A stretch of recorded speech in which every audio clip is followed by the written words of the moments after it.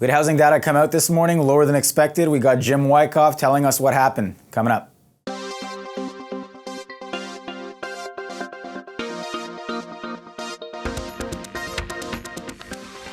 And with me now is Jim Wyckoff. Jim, thanks for joining me today. Good morning, Alex. Nice to be with you. So, like we saw, housing data did disappoint today. Is that why we're seeing gold kind of jump up after yesterday's dip? Alex, I think the gold market is seeing a bit of a lift today due to several factors, partly due to the weaker than expected housing data, but also because of some short covering, maybe some bargain hunting, and maybe even some safe haven demand after yesterday's steep price plunge. Right. Now, staying with safe haven demand, we still have that issue out in Eastern Europe with Ukraine and Russia.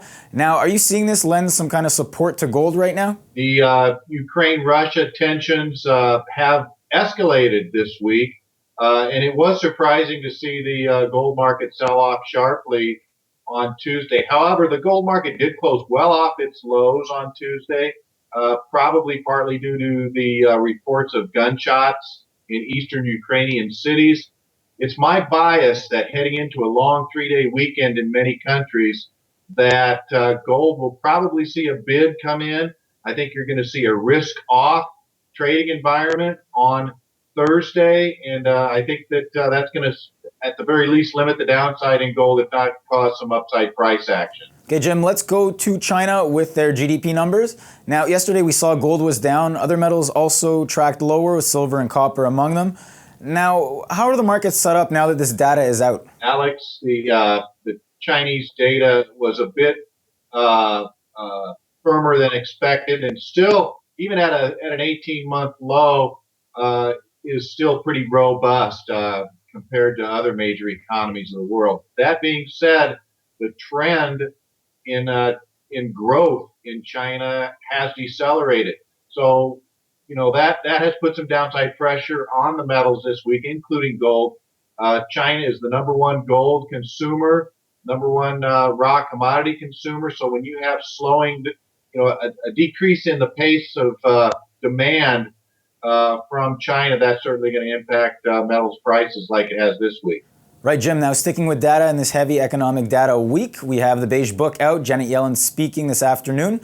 Now, what do you see happening with the markets? What are traders looking to when news comes out? Wednesday afternoon's Fed speech by Janet Yellen and the Beige Book are going to find traders, as usual, looking for nuances, any type of wording or remarks that could give a hint as to the future direction of U.S. monetary policy. So we'll just have to wait and see what we get there. All right, let's move on to your Wyckoff market rating. What do you see happening this week? Alex, I'm giving June COMEX Gold a rating of 4 this week.